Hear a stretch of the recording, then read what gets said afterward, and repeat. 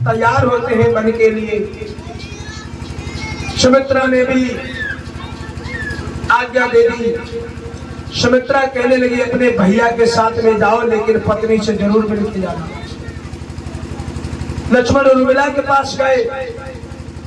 उर्मिला से पूछा, उर्मिला ने कहा नाथ क्या बात है।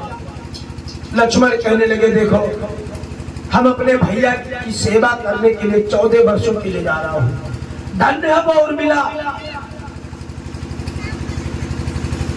उर्मिला कहने लगे ठीक है नाथ, अगर आप जा रहे हो तो जाओ, मुझे कोई चिंता वाली बात नहीं है। और आपकी जो चित्र है, जो मूर्ति है, उसको रख करके 14 वर्षों तक पूजती रहूं।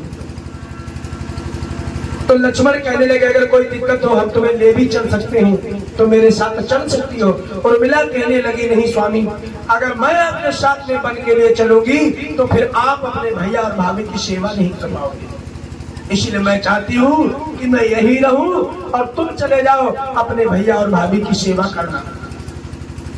उर्मिला ने आज थाली को सजा करके लखन लाल की बड़ी सुंदर सी आरती उतारी है। और आरती उतारने के बाद लक्ष्मण को विदा किया। लखन लाल आ जाते हैं तीनों प्राणी के। कई ने आदेश दिया कि ऐसा करो प्रभु, बेटा अपने ये जो वस्त्र पहने हैं राजसीन वस्त्रों को उतार दो और पलकल वस्त्र पहनो जो साधु महात्मा पहनते हैं वन जाने के वक्त।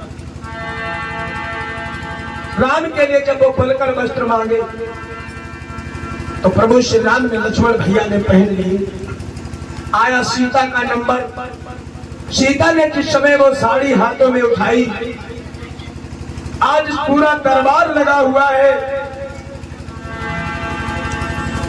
वशिष्ठ, विश्वामित्र, दशरथ, मंत्री सुमन, आज बड़े बड़े वरिष्ठ नागरिक देख रहे हैं।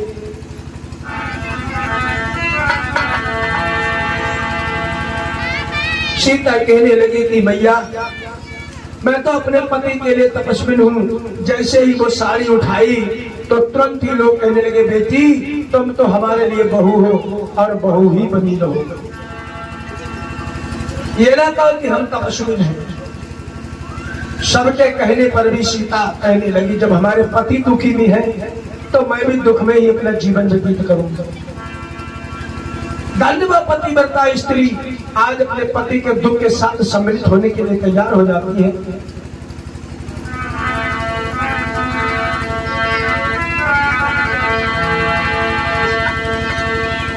सीता ने भी वस्त्रों को धारण किया।